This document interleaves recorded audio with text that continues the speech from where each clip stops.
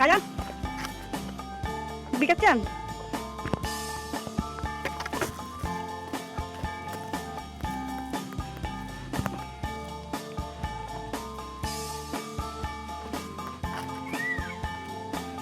Bababa na kami dito sa Bangin.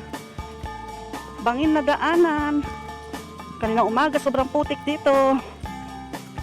Dahil hapon na, naarawan na siya. Hindi nga masyado naarawan ito eh, oh. Dahil, ano, para kaming lumulusot sa kuweba. Kaya hindi ito, ano, naarawan masyado dito sa ilalim. Sa Ilocano yan, lolo, lanot. Tagalog, baging. Yan. Lanot. Talian mo ng lanot. Bumili kami ng ano, ng pananim na ano. Ito, fruit bearing trees. 3 piraso lang kasi may kamahalan. Nakatawad naman din kahit papaano, pero yun lang ang budget, kaya 3 lang binili. Para sa mga susunod na taon, pag may magbabakasyon, ay meron naman kaming may papadala sa kanila. Nakakahiya naman na taga-probinsya ka. Wala ka man lang may pabitbit sa kanila pag babalik ng Maynila. Doon pa bibili ng prutas sa Maynila. Bibili ng prutas, tapos dadalhin sa probinsya, doon kakainin. Baliktad na. Dapat dito yung ano, yung prutas.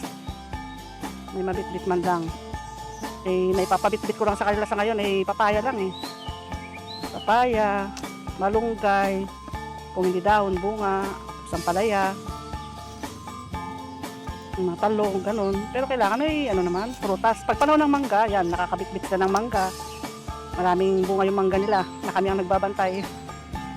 Pero pag walang ano, pag hindi time ng summer, pag ganitong time, hirap. O yan, o diba? Putik pa rin o. Kaya na umaga, hirap na hirap ako dito ano, umakyat. Kasi malalim, ano, lumulubog yung bota ko. Mga pantalon ko ngayon, nagpunta ako ng meeting, eh, may mga putik-putik eh. Kaya, hindi naman nila tinignan yun. Hindi naman nila pansinin yun. Siguro naintindihan na nila yun. Lolo, maapakan mo yung baging oh. Oh, nakalawit. Baka bigla ka matalisod. Pasok mo dyan sa loob ng karton.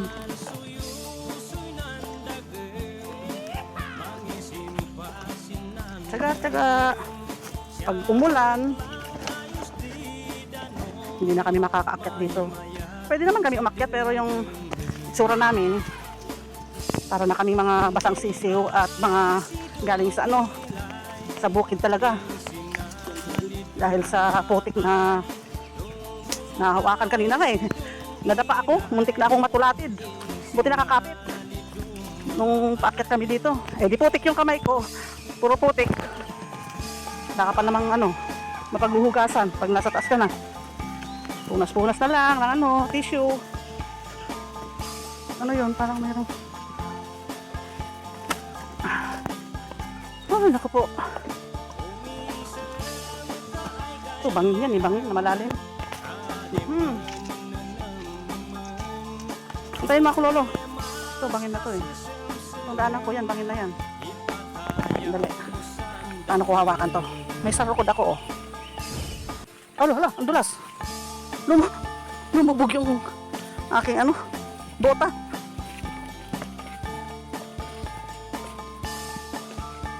Buhay probinsya. Yan tayo eh. Ayan. Ay. Uy. Ang bangin. Na-landslide ito. Ang time ng Emong.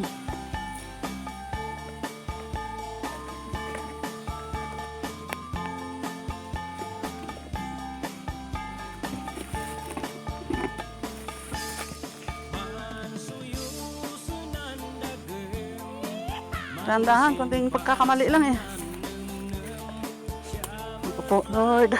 Sana hindi ako may slide dito. Antayin mo ako, lolo.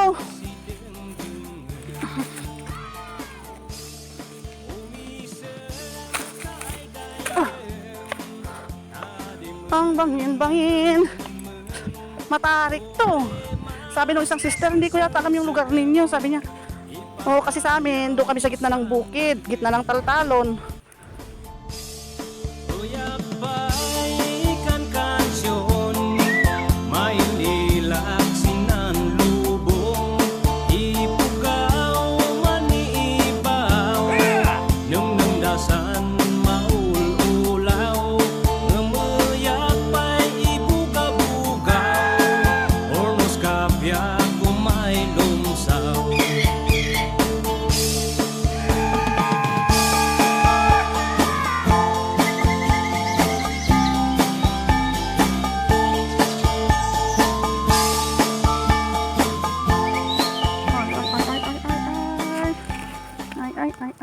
Ay, oy, nai-slide ako.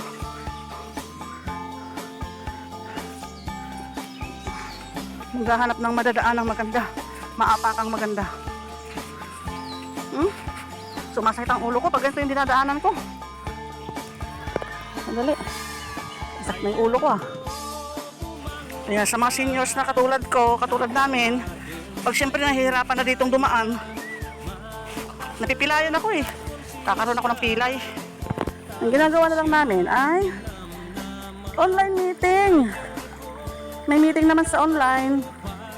Kaya nakakapag-meeting pa rin kami kahit hindi kami pumupunta doon sa meeting hall. Nakikijoin pa rin kami sa kantahan, sa message, online. O, nandun na si Lolo. Hiniwan na ako. Mangisimpa sinandem-nem Siyamet lang ayos di danom May mayat si deng-deng-deng. Ayan. Sakripisyo talaga. Hindi kagaya ng mga nasa tabi ng daanan, nasa tabi ng kalsada ng mga kapatid. Siguro ngayon mga natutulog na yun, papahinga na.